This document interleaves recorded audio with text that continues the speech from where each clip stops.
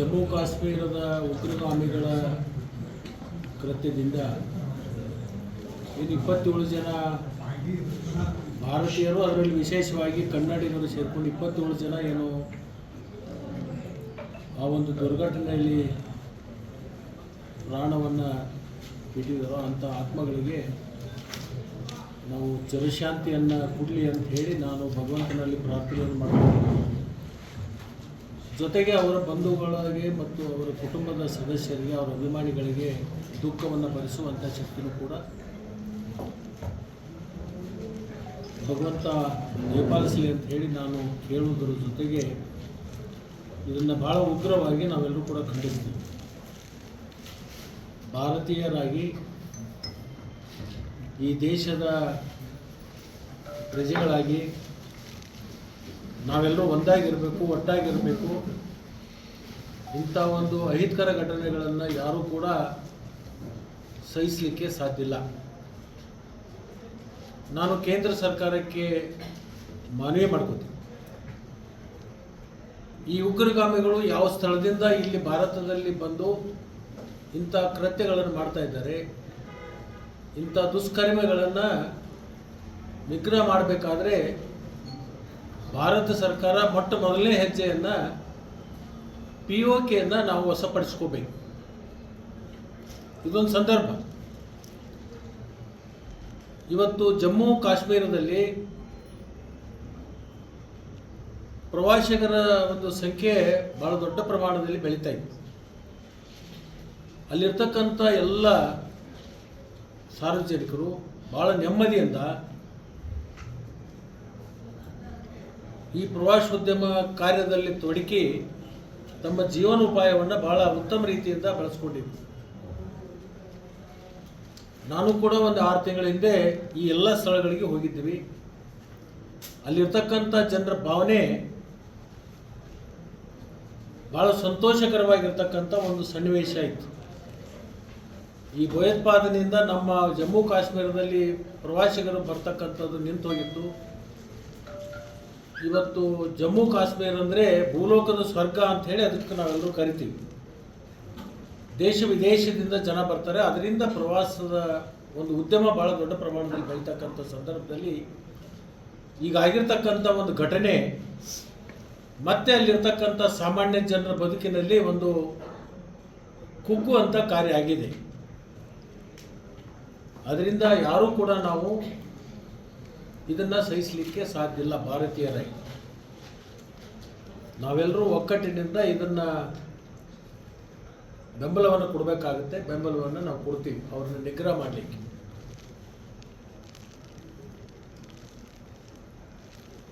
ಇದು ಮುಂದುವರಿದ ಏನು ಇವತ್ತು ಪಾಕಿಸ್ತಾನದಲ್ಲಿರ್ತಕ್ಕಂಥ ಜನ ನಮ್ಮ ದೇಶದಲ್ಲಿ ವಾಸವಾಗಿದ್ದಾರೆ, ಅವ್ರ ಮುಖಾಂತರ ಏನು ಪಿತೂರಿ ನಡೀತಿದೆ ಅಂತಕ್ಕಂಥ ಶಂಕೆ ಇದೆಯಲ್ಲ, ಅವರು ನಮ್ಮ ದೇಶದಿಂದ ಅವರ ವೀಸಾಗಳನ್ನು ರದ್ದು ಮಾಡಿ ಅವ್ರ ದೇಶಕ್ಕೆ ಕಳಿಸ್ಬೇಕು ಅಂತಕ್ಕಂಥ ನಿರ್ಣಯ ಏನು ಮಾಡಿದ್ದಾರೆ, ಅದಕ್ಕೆ ನಾನು ಸಂಪೂರ್ಣವಾಗಿ ಬೆಂಬಲವನ್ನು ವ್ಯಕ್ತಪಡಿಸ್ತೀನಿ. ಈ ದುಷ್ಕೃತ್ಯಗಳು ನಿಲ್ಲಬೇಕಾದ್ರೆ ಇಂಥ ಕಠಿಣವಾಗಿರ್ತಕ್ಕಂಥ ಕ್ರಮಗಳನ್ನು ತಗೋಬೇಕಾಗ್ತದೆ. ಆವಾಗ ನಾವು ಪಕ್ಷಾತೀತವಾಗಿ ಇದಕ್ಕೆ ನಾವೆಲ್ಲರೂ ಕೂಡ ಒಂದಾಗಿ ಒಟ್ಟಾಗಿ ಇರಬೇಕಾಗಿರ್ತಕ್ಕಂಥ ಭಾರತೀಯರಾಗಿರ್ತಕ್ಕಂಥದ್ದು ನಮ್ಮ ಧರ್ಮ ಮತ್ತು ಕರ್ತವ್ಯ. ಜಮ್ಮು ಕಾಶ್ಮೀರದ ಉಗ್ರಗಾಮಿಗಳ ಕೃತ್ಯದಿಂದ ಇನ್ನು 27 ಜನ ಭಾರತೀಯರು, ಅದರಲ್ಲಿ ವಿಶೇಷವಾಗಿ ಕನ್ನಡಿಗರು ಸೇರಿಕೊಂಡು 27 ಜನ ಏನು ಆ ಒಂದು ದುರ್ಘಟನೆಯಲ್ಲಿ ಪ್ರಾಣವನ್ನು ಬಿಟ್ಟಿದ್ದಾರೋ ಅಂಥ ಆತ್ಮಗಳಿಗೆ ನಾವು ಚಿರಶಾಂತಿಯನ್ನು ಕೊಡಲಿ ಅಂತ ಹೇಳಿ ನಾನು ಭಗವಂತನಲ್ಲಿ ಪ್ರಾರ್ಥನೆಯನ್ನು ಮಾಡ್ತೀನಿ. ಜೊತೆಗೆ ಅವರ ಬಂಧುಗಳಿಗೆ ಮತ್ತು ಅವರ ಕುಟುಂಬದ ಸದಸ್ಯರಿಗೆ, ಅವರ ಅಭಿಮಾನಿಗಳಿಗೆ ದುಃಖವನ್ನು ಭರಿಸುವಂಥ ಶಕ್ತಿನೂ ಕೂಡ ಭಗವಂತ ದಯಪಾಲಿಸಲಿ ಅಂತ ಹೇಳಿ ನಾನು ಕೇಳುವುದರ ಜೊತೆಗೆ ಇದನ್ನು ಭಾಳ ಉಗ್ರವಾಗಿ ನಾವೆಲ್ಲರೂ ಕೂಡ ಖಂಡಿಸ್ತೀವಿ. ಭಾರತೀಯರಾಗಿ ಈ ದೇಶದ ಪ್ರಜೆಗಳಾಗಿ ನಾವೆಲ್ಲರೂ ಒಂದಾಗಿರಬೇಕು, ಒಟ್ಟಾಗಿರಬೇಕು. ಇಂಥ ಒಂದು ಅಹಿತಕರ ಘಟನೆಗಳನ್ನು ಯಾರೂ ಕೂಡ ಸಹಿಸಲಿಕ್ಕೆ ಸಾಧ್ಯ ಇಲ್ಲ. ನಾನು ಕೇಂದ್ರ ಸರ್ಕಾರಕ್ಕೆ ಮನವಿ ಮಾಡ್ಕೋತೀನಿ. ಈ ಉಗ್ರಗಾಮಿಗಳು ಯಾವ ಸ್ಥಳದಿಂದ ಇಲ್ಲಿ ಭಾರತದಲ್ಲಿ ಬಂದು ಇಂಥ ಕೃತ್ಯಗಳನ್ನು ಮಾಡ್ತಾ ಇದ್ದಾರೆ, ಇಂಥ ದುಷ್ಕರ್ಮಿಗಳನ್ನು ನಿಗ್ರಹ ಮಾಡಬೇಕಾದ್ರೆ ಭಾರತ ಸರ್ಕಾರ ಮೊಟ್ಟ ಮೊದಲನೇ ಹೆಜ್ಜೆಯನ್ನು POKಯನ್ನು ನಾವು ವಶಪಡಿಸ್ಕೋಬೇಕು. ಇದೊಂದು ಸಂದರ್ಭ. ಇವತ್ತು ಜಮ್ಮು ಕಾಶ್ಮೀರದಲ್ಲಿ ಪ್ರವಾಸಿಗರ ಒಂದು ಸಂಖ್ಯೆ ಭಾಳ ದೊಡ್ಡ ಪ್ರಮಾಣದಲ್ಲಿ ಬೆಳೀತಾ ಇದೆ. ಅಲ್ಲಿರ್ತಕ್ಕಂಥ ಎಲ್ಲ ಸಾರ್ವಜನಿಕರು ಭಾಳ ನೆಮ್ಮದಿಯಿಂದ ಈ ಪ್ರವಾಸೋದ್ಯಮ ಕಾರ್ಯದಲ್ಲಿ ತೊಡಗಿ ತಮ್ಮ ಜೀವನೋಪಾಯವನ್ನು ಭಾಳ ಉತ್ತಮ ರೀತಿಯಿಂದ ಬೆಳೆಸ್ಕೊಂಡಿದ್ದರು. ನಾನು ಕೂಡ ಒಂದು 6 ತಿಂಗಳ ಹಿಂದೆ ಈ ಎಲ್ಲ ಸ್ಥಳಗಳಿಗೆ ಹೋಗಿದ್ದೀವಿ. ಅಲ್ಲಿರ್ತಕ್ಕಂಥ ಜನರ ಭಾವನೆ ಭಾಳ ಸಂತೋಷಕರವಾಗಿರ್ತಕ್ಕಂಥ ಒಂದು ಸನ್ನಿವೇಶ ಇತ್ತು. ಈ ಭಯೋತ್ಪಾದನೆಯಿಂದ ನಮ್ಮ ಜಮ್ಮು ಕಾಶ್ಮೀರದಲ್ಲಿ ಪ್ರವಾಸಿಗರು ಬರ್ತಕ್ಕಂಥದ್ದು ನಿಂತು ಹೋಗಿತ್ತು. ಇವತ್ತು ಜಮ್ಮು ಕಾಶ್ಮೀರ ಅಂದರೆ ಭೂಲೋಕದ ಸ್ವರ್ಗ ಅಂಥೇಳಿ ಅದಕ್ಕೆ ನಾವೆಲ್ಲರೂ ಕರಿತೀವಿ. ದೇಶ ವಿದೇಶದಿಂದ ಜನ ಬರ್ತಾರೆ. ಅದರಿಂದ ಪ್ರವಾಸದ ಒಂದು ಉದ್ಯಮ ಭಾಳ ದೊಡ್ಡ ಪ್ರಮಾಣದಲ್ಲಿ ಬೆಳೀತಕ್ಕಂಥ ಸಂದರ್ಭದಲ್ಲಿ ಈಗ ಆಗಿರ್ತಕ್ಕಂಥ ಒಂದು ಘಟನೆ ಮತ್ತೆ ಅಲ್ಲಿರ್ತಕ್ಕಂಥ ಸಾಮಾನ್ಯ ಜನರ ಬದುಕಿನಲ್ಲಿ ಒಂದು ಕುಗ್ಗುವಂಥ ಕಾರ್ಯ ಆಗಿದೆ. ಅದರಿಂದ ಯಾರೂ ಕೂಡ ನಾವು ಇದನ್ನು ಸಹಿಸಲಿಕ್ಕೆ ಸಾಧ್ಯ ಇಲ್ಲ. ಭಾರತೀಯರಾಗಿ ನಾವೆಲ್ಲರೂ ಒಕ್ಕಟ್ಟಿನಿಂದ ಇದನ್ನು ಬೆಂಬಲವನ್ನು ಕೊಡಬೇಕಾಗುತ್ತೆ. ಬೆಂಬಲವನ್ನು ನಾವು ಕೊಡ್ತೀವಿ ಅವ್ರನ್ನ ನಿಗ್ರಹ ಮಾಡಲಿಕ್ಕೆ.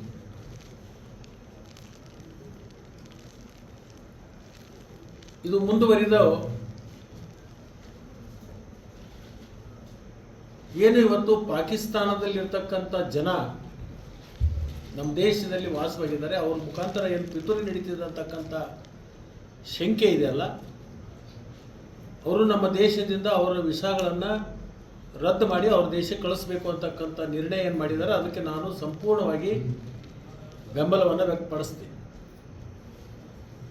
ಈ ದುಷ್ಕೃತ್ಯಗಳು ನಿಲ್ಲಬೇಕಾದ್ರೆ ಇಂಥ ಕಠಿಣವಾಗಿರ್ತಕ್ಕಂಥ ಕ್ರಮಗಳನ್ನು ತಗೋಬೇಕಾಗ್ತದೆ. ಆವಾಗ ನಾವು ಪಕ್ಷಾತೀತವಾಗಿ ಇದಕ್ಕೆ ನಾವೆಲ್ಲರೂ ಕೂಡ ಒಂದಾಗಿ ಒಟ್ಟಾಗಿ ಇರಬೇಕಾಗಿರ್ತಕ್ಕಂಥ ಭಾರತೀಯರಾಗಿರ್ತಕ್ಕಂಥದ್ದು ನಮ್ಮ ಧರ್ಮ ಮತ್ತು ಕರ್ತವ್ಯ.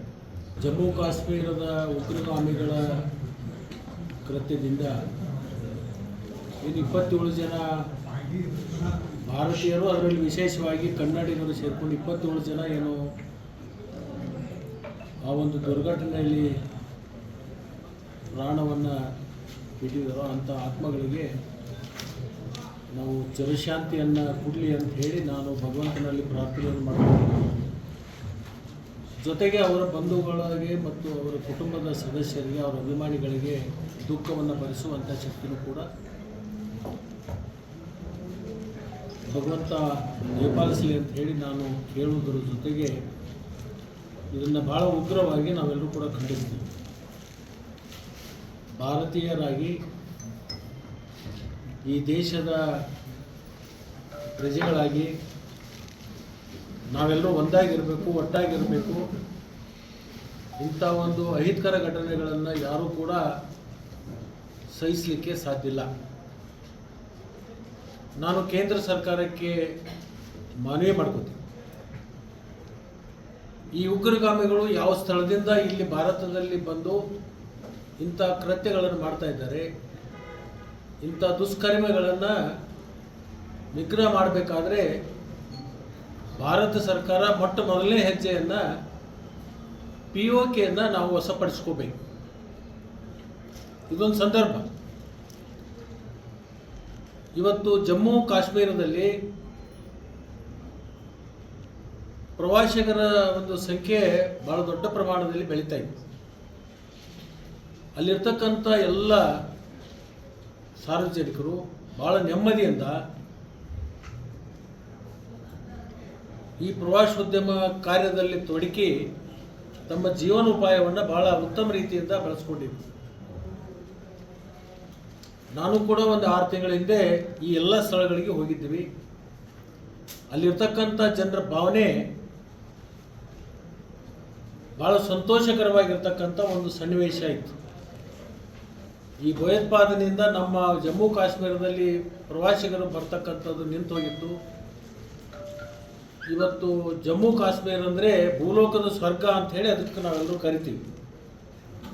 ದೇಶ ವಿದೇಶದಿಂದ ಜನ ಬರ್ತಾರೆ. ಅದರಿಂದ ಪ್ರವಾಸದ ಒಂದು ಉದ್ಯಮ ಭಾಳ ದೊಡ್ಡ ಪ್ರಮಾಣದಲ್ಲಿ ಬೆಳೀತಕ್ಕಂಥ ಸಂದರ್ಭದಲ್ಲಿ ಈಗ ಆಗಿರ್ತಕ್ಕಂಥ ಒಂದು ಘಟನೆ ಮತ್ತೆ ಅಲ್ಲಿರ್ತಕ್ಕಂಥ ಸಾಮಾನ್ಯ ಜನರ ಬದುಕಿನಲ್ಲಿ ಒಂದು ಕುಗ್ಗುವಂಥ ಕಾರ್ಯ ಆಗಿದೆ.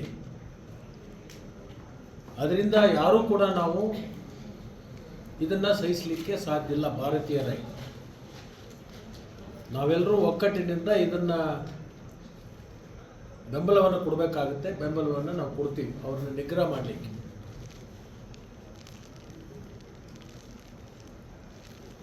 ಇದು ಮುಂದುವರಿದ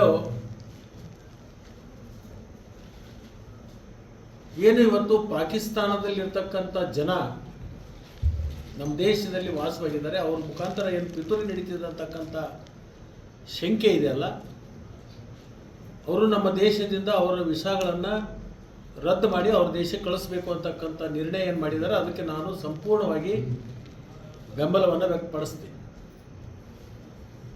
ಈ ದುಷ್ಕೃತ್ಯಗಳು ನಿಲ್ಲಬೇಕಾದ್ರೆ ಇಂಥ ಕಠಿಣವಾಗಿರ್ತಕ್ಕಂಥ ಕ್ರಮಗಳನ್ನು ತಗೋಬೇಕಾಗ್ತದೆ. ಆವಾಗ ನಾವು ಪಕ್ಷಾತೀತವಾಗಿ ಇದಕ್ಕೆ ನಾವೆಲ್ಲರೂ ಕೂಡ ಒಂದಾಗಿ ಒಟ್ಟಾಗಿ ಇರಬೇಕಾಗಿರ್ತಕ್ಕಂಥ ಭಾರತೀಯರಾಗಿರ್ತಕ್ಕಂಥದ್ದು ನಮ್ಮ ಧರ್ಮ ಮತ್ತು ಕರ್ತವ್ಯ.